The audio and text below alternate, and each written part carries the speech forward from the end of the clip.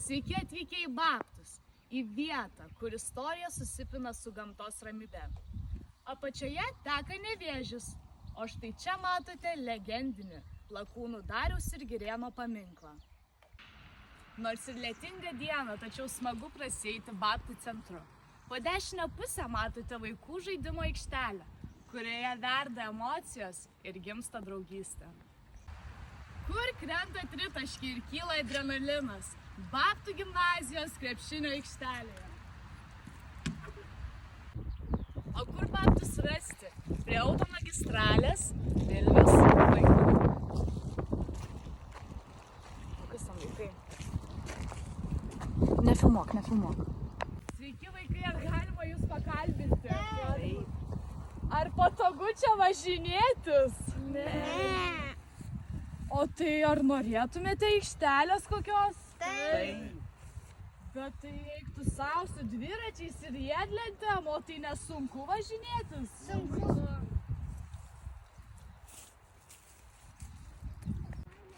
O štai ir pagalbinkime Babtų bendruomenės pirmininką. Labą dieną, Laurynai. Sveiki. Sveiki, norėčiau užduoti klausimą, kodėl vaikai, bendruomenės vaikai, turi važinėtis dviračiais ir riedlentėmis per tokius tešlynus? Jūs labai teisingai pastebėjote, kad neturime mes kur normaliai važinėti su riedlentėmis, paspirtukais, dviratukais, su balansiniais dviratukais. Todėl esame pateikę dvi idėjas Kauno rajono dalyvaujamam biudžetui.